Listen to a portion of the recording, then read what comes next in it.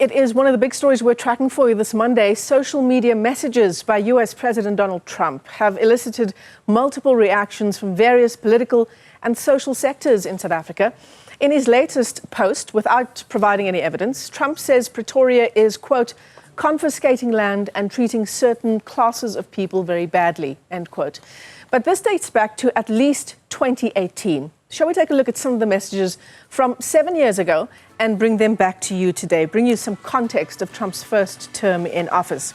So it was on the 4th, it was August 2018, Trump's tweets at 4 a.m. Here it is. I've asked Secretary of State to closely study the South Africa land and farm seizures and expropriations and the large-scale killings of farmers. The South African government is now seizing land from farmers, and he's quoting there his good friend Tucker Carlson and Fox News. And then the South African government, of course, responding to that tweet in August of 2018. It was a tweet on the government Twitter page, I believe it was at the time. South Africa totally rejects this narrow perception which only seeks to divide our nation and reminds us of our colonial past. And then it was also in 2018, August 2018, when there was a response from AfriForum. Now, we've spoken to AfriForum today as well, and they've given us their perceptions of Trump's latest tweets coming in response to South Africa's land expropriation bill being signed. But back in August of 2018, AfriForum also welcoming President Trump's announcement that the US will investigate expropriation in our country. It also said that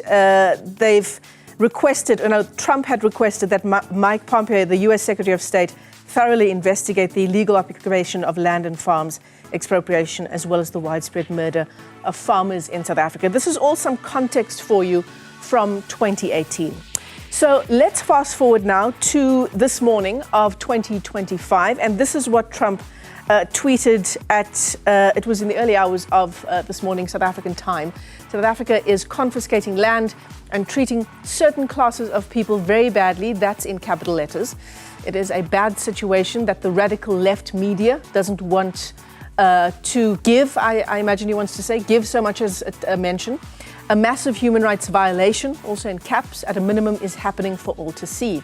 The United States won't stand for it, he says. We will act. Also, I, being Donald Trump, will be cutting off all future funding to South Africa until a full investigation of this situation has been completed. We've seen lots of reaction on social media, on X, in the form of AfriForum. There's Callie Creel from AfriForum, the organization saying that it will officially request the US to directly punish senior ANC leaders and not the people of South Africa. He says we as ordinary citizens are already being punished by a hostile and foolish government, and the presidency in South Africa, referring to President Cyril Ramaphosa, I imagine, and do not want to be punished as well. There's a whole range of other responses for you. We've got the Minister of International Relations, Ronald Lamola. We've got President Cyril Ramaphosa. Let's take a listen to a look at what the minister had to say. We trust that President Trump's advisors will leverage this investigative period to deepen their understanding of South Africa's policies as a constitutional democracy.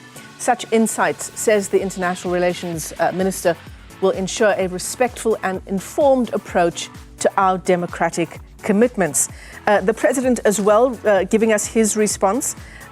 He says, this is on his X page, South Africa is a constitutional democracy that is deeply rooted in the rule of law, justice and equality. The South African government, says Cyril Ramaphosa, has not confiscated any land. The recently adopted Expropriation Act is not a confiscation instrument, but a constitutionally mandated legal framework.